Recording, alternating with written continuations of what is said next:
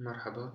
Okay, in this session, we want to talk about Bezout's theorem, which gives a description of the greatest common divisor of two integers. Okay, let me start by the following definition.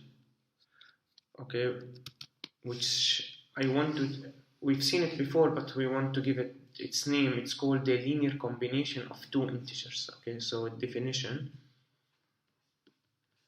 Suppose that m and n are integers, so given m and n any integers, then a linear combination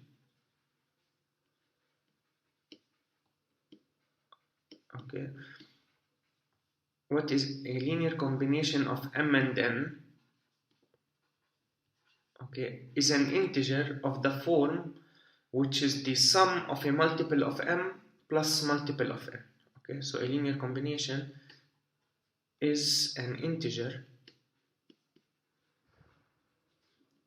of the form,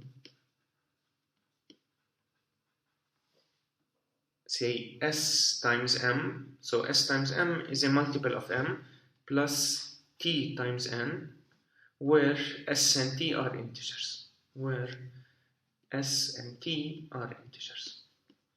So any multiple of m plus multiple of n is called a linear combination of m and n.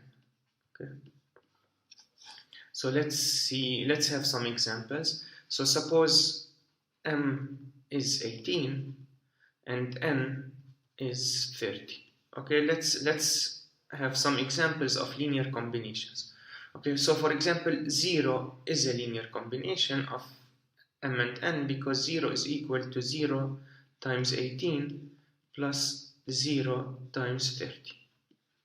Okay, so this shows that 0 is a linear combination of 18 and 30. Okay, what else is it? So just change s and t here. So you can choose s to be 1 and t to be 0. Okay, this means that 18 is a linear combination of 18 and 30. Okay, notice that s and t are integers, so they can be negative. So maybe we can choose here t to be negative 2 times 30 and here s to be 0. Okay, so this means we get here negative 60 is a linear combination of 18 and 30. Okay, what is another linear combination? For example, we can choose here 1 times 18 plus 2 times 30, and here we get 60 plus 18 is 78 is a linear combination. Okay, what we can do as well is, for example, 2 times 18 minus 1 times 30. Okay, what is this number? This is 36 minus 30 is 6 is a linear combination, and so on. Okay, you see, we have infinitely many linear combinations of 18 and 30. Okay, now we are ready to state Bezout's theorem. So let me state the theorem. So this is Bezout's theorem. What does it say? It describes the GCD, the greatest common divisor, in terms of linear combinations. Okay, so let's choose positive integers. So let m and n be positive integers. Then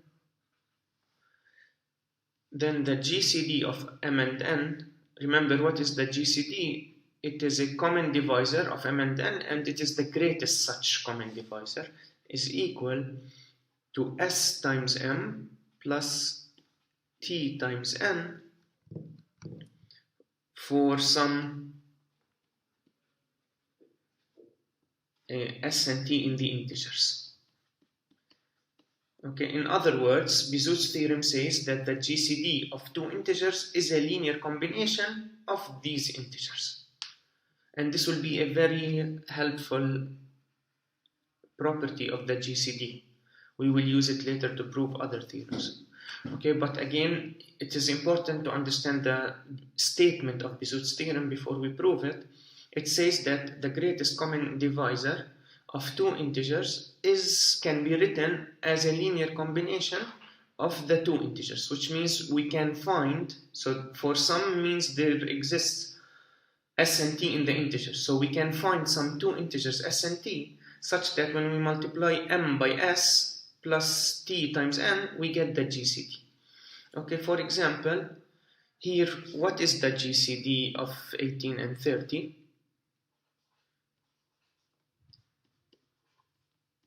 Okay, we can use the prime factorization method. So 18 is 2 times 3 squared, right? And 30 is 2 times 3 times 5. And so we choose the minimum powers, so it will be 2 times 3, which is 6. Okay, so the GCD is 6, and you see here from here that 6 is a linear combination of 18 and 30. So this is S is 2, and T is -1. Okay? So T is -1. Anyway, so we want to show that this observation holds every time, that the GCD of any positive integers is of the form s times m plus t times n. In other words, it's a linear combination of m and n. So let's prove this. It's not a very short proof, so we need to concentrate. Okay, so to start with, let D be the GCD of m and n. Okay, so we have two integers. We computed their greatest common divisor, and we call it D.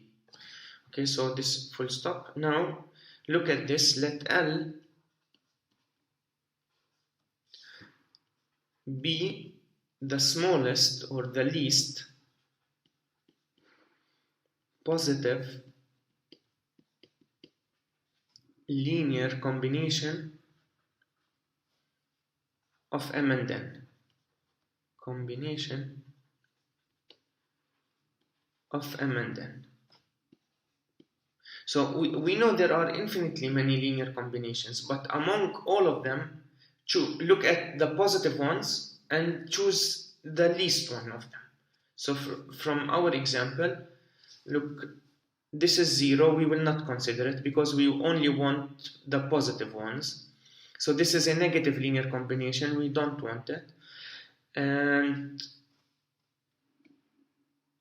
what else? So this is positive, and this is positive, and this is positive. But among all the positive ones, we choose the smallest one. Okay, so in this example, the smallest is +6. Okay. So this will be our L in the proof. Okay. So this is L. And now, again, look, what is L? It's the least positive linear combination of m and n. So we know, since it's a linear combination, so note that, since there are integers s and t, okay, such that L is equal to s times m plus t times n, because L is a linear combination and it's positive. So also we know that L is positive, so it's greater than 0. And what else we know? L is the least such. L is the least such integer. Okay, which it's a linear combination, and it's positive, and it's the least. Okay, so this is what we know about L.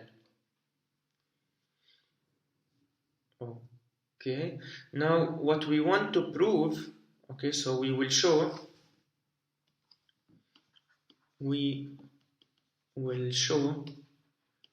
that D, the greatest common divisor, is equal to L, which is the least positive linear combination. And this proves the theorem, right?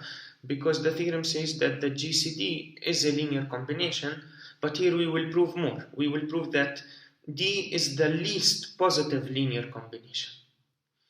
Okay, so how we will do this, we will show that D is less than or equal to L and L is less than or equal to D.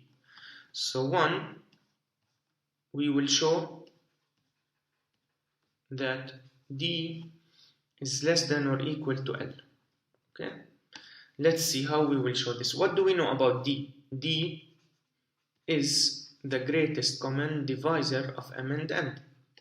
So this means that it's a common divisor, right? Which means D divides M and D divides N, because it's a common divisor. Now, using the properties of divisibility, we know that if D divides M, then D divides any multiple of M, namely Sm. And since D divides N, then D divides any multiple of N, namely, especially T times N. You know what S and T? S and T are these integers, because we know that S and T, where we chose them from the choice of L. L was chosen to be the least positive linear combination. Since it's a linear combination, there must be some S and T. So we have them now. Assume we have S and T such that L is S times M plus T times N. Okay. Remember that if D divides an integer and D divides another integer, then D divides their sum. Then D divides Sm plus Tn. But what is Sm plus Tn? Sm plus Tn is L. And so this means that D is a divisor of L, and this means that D is less than or equal to L. Okay, so this shows that the greatest common divisor is less than or equal than the least positive linear combination of M and N. So this is done. Okay, so check. We proved that D is less than or equal to L. Now we need to do another work to show that L is less than or equal to D. And this is harder. What we will do, how we will show that L is less than or equal to D, okay, we will show that L divides M and L divides N. Okay, what does it mean that L divides M and L divides N? So L is a common divisor. L is a common divisor of what? Of M and N. But so once we show that L is a common divisor of M and N, we can immediately conclude that L is less than or equal to D, because L is a common divisor and D is the greatest common divisor, so D must be greater than or equal to L. Okay, so it remains to show that L divides M and L divides N. Okay, so let's first show, so say this is 2A. We want to show that L divides M. Okay, so remember, what is L? L is the least positive linear combination of M and N. How we will show this? So first, apply the division algorithm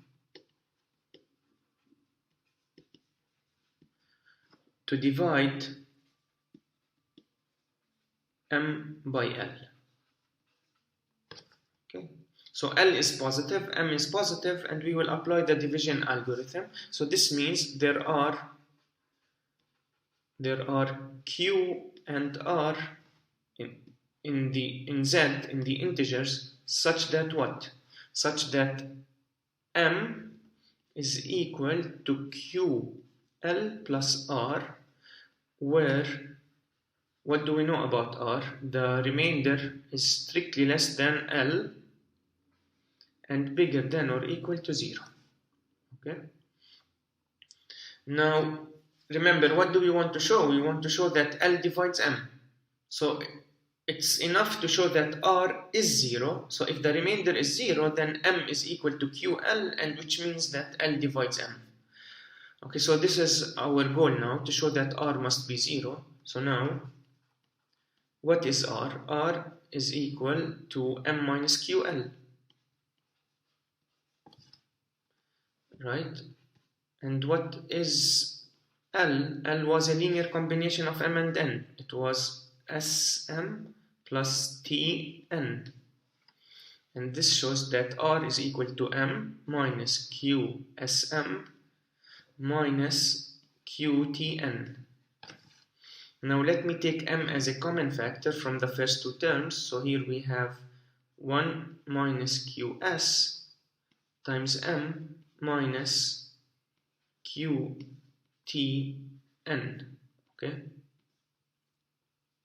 Now if you call 1 minus QS as S prime, say, which is an integer, M plus minus QT as T prime, then what do you notice here? That R is an integer times M plus an integer times N, right? So this means that R is a linear combination of M and N.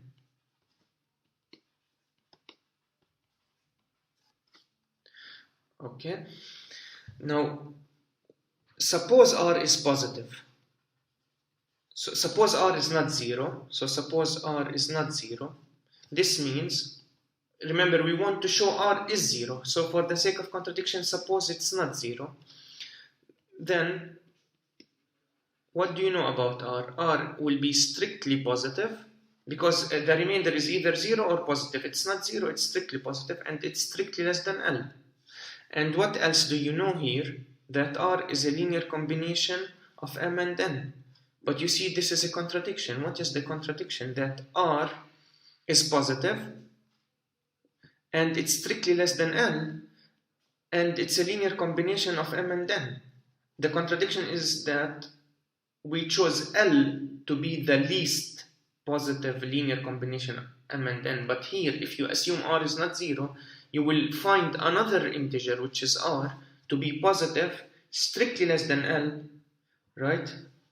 And a linear combination. This can't happen because L is the least one. So this means R can't be 0. It cannot be non-zero. It must be 0. So R must be 0, the remainder. So which means what? So if R is 0, then M is equal to QL, right? So M is equal to Q times L, which means that L divides M. Remember, what does it mean for L to divide M? It means there is an integer Q such that M is equal to Q times L. Okay, so L divides M. Now let's, the case 2b,